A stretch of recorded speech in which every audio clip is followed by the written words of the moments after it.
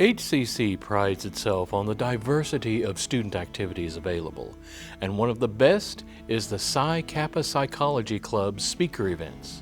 In this case, Dr. David Schneider and his presentation on the pursuit of happiness. I think it came up in another course I was teaching. Somebody said, would you think about teaching a course on happiness? And I thought, well, you know, how much research can there be? And of course there's bushels and bushels of stuff. And so I spent a long time just reading and getting up to speed on this stuff. And I got interested. I've never done research in it, so I'm not an expert in that sense, but I've read a pretty high percentage of the things that have been published in the area. And I just find it, you know, I'm the kind of person that finds things interesting. I get involved in them, and so I got involved. But in answer to your question, I don't remember the exact precipitating event. There must have been, because it's far from my general area. I do prejudice and discrimination research, and it's about, and I study violence and things like that, and happiness is about as far away from that as you can possibly get. Probably the most surprising thing is how much of it is controlled by genetics, how much of it we're born with. There are just some people who are born happier than others. And as I said in my, in my talk, that doesn't mean that if you don't have the good happiness genes, it doesn't mean that you can't be happy. It just means it's going to be harder work for you. And I find that's a surprise. Everybody finds that surprising. But when you think about it, it's true. I mean, you just know people are just happy. They seem to be happy all the time, no matter what happens to them. And you know other people that really work at being miserable. My mother-in-law was such a person. She just really worked hard at being miserable, and she succeeded.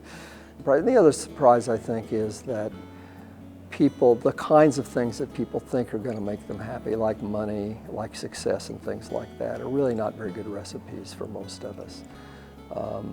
They just don't work, because as I said in my talk, we adjust.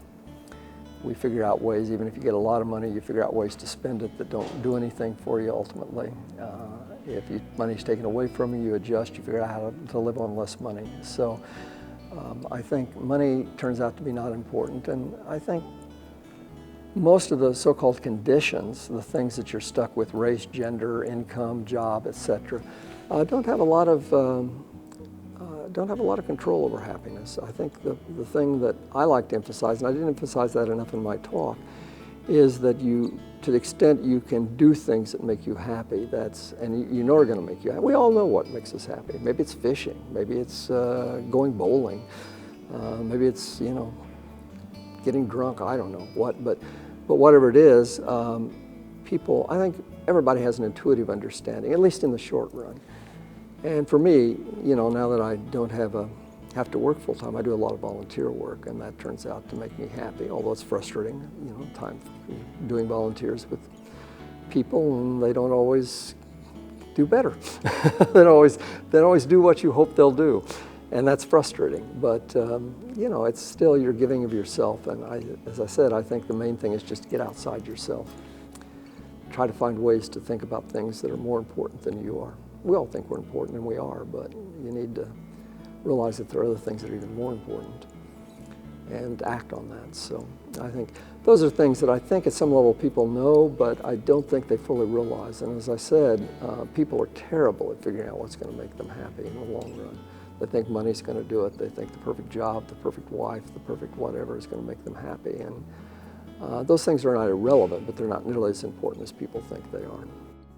For more information on Psi Kappa and upcoming events, go online to psikappa.blogspot.com. For HCC Beat, this is Randall Williams.